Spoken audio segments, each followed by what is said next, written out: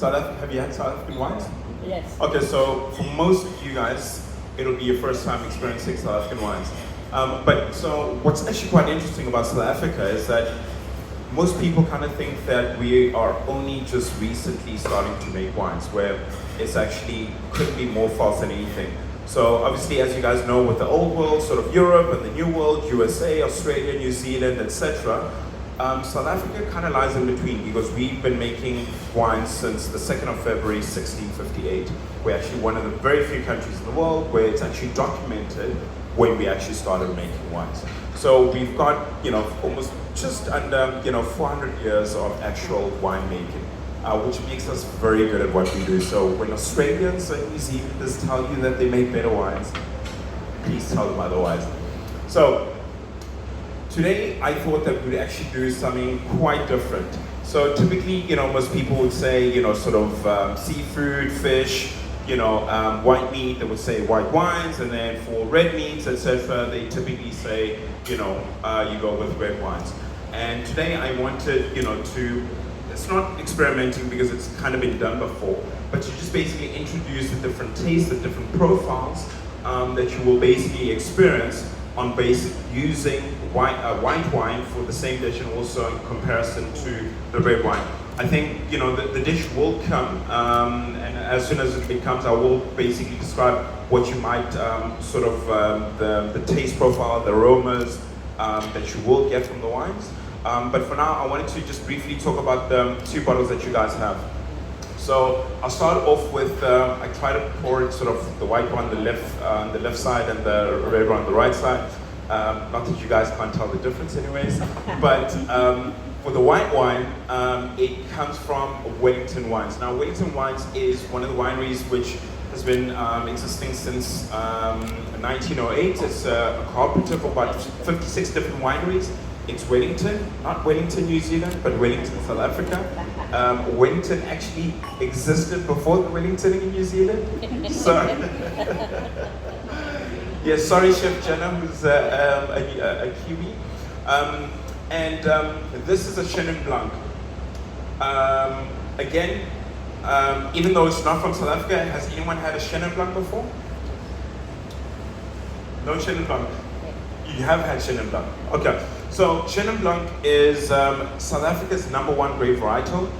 It does originate from France, Loire and Vaudreuil, but we are bigger and better than France, if I must say, in terms of production, in terms of exporting Chenin Blanc.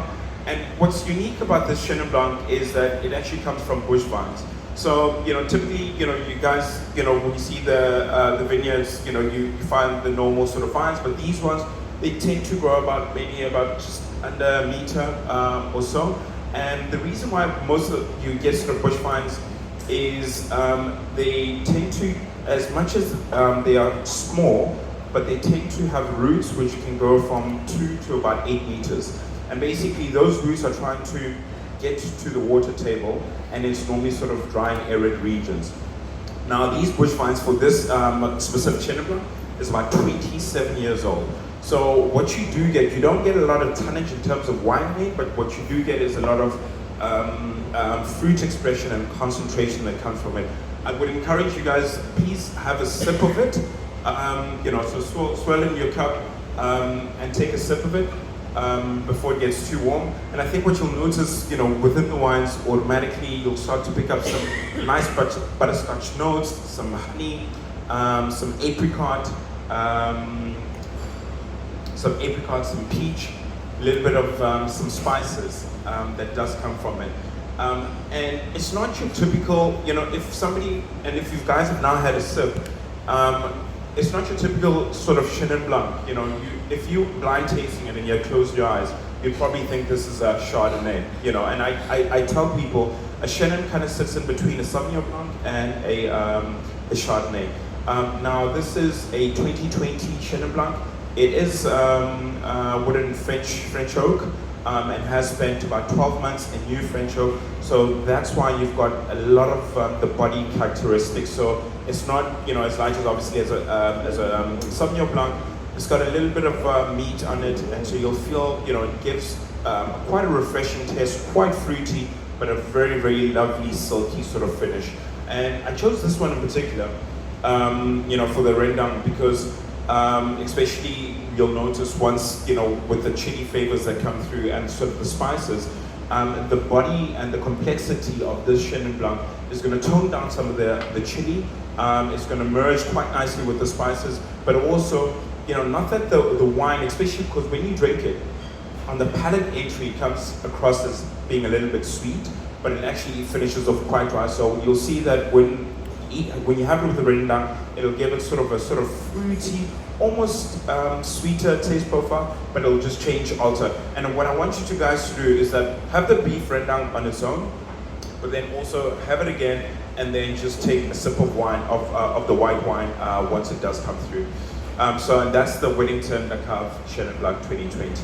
Now the next one is from Lammershoek, which literally translates in Afrikaans as into sheep's corner.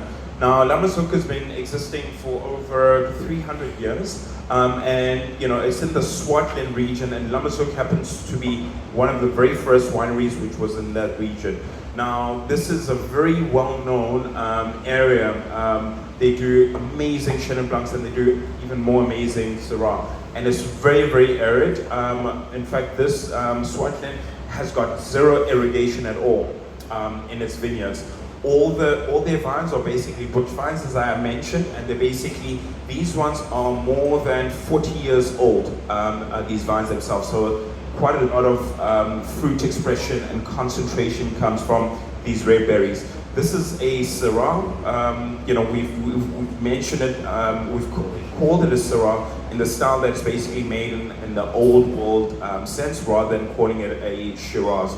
It's a 2018 that's basically been barreled in French oak, but also concrete to give it a different types of complexity and a different type of taste profile. And I think once you guys do have it, you'll taste some of your blackberry, so sort of blueberry notes, lots of spice, some dark chocolate that comes through as well, nice sort of peppery notes, and the tannins, especially when you squish it around your mouth before you basically swallow it, you'll feel those tannins. They're not so grippy, they're nice and smooth, quite relaxed, and it's almost like a medium to a full body, and a very nice, long, long lingering finish that comes from it.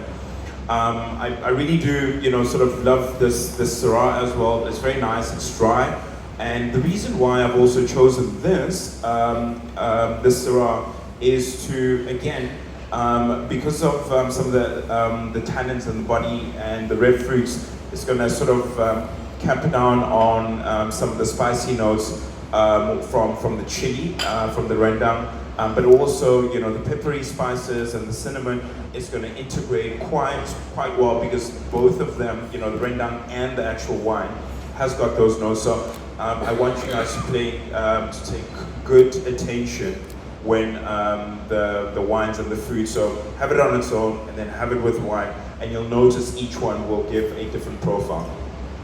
Now, in sort of closing, and because I do want you guys to enjoy your wine, and the food is almost coming, but I think, especially when you guys are at home or are at a restaurant, feel free to actually play around, with wine, whether it be, red meat or white meat or chicken, etc. I feel that, everyone has their own specific palate in terms of what they enjoy, what they like, and sometimes you can always be surprised on, what the wines can express through the food, or vice versa. And there is no rule of thumb, so to say, and feel free to experiment at home. So guys, do enjoy the wines, and do enjoy the meal, and thank you, Pia, and thank you, Jenna.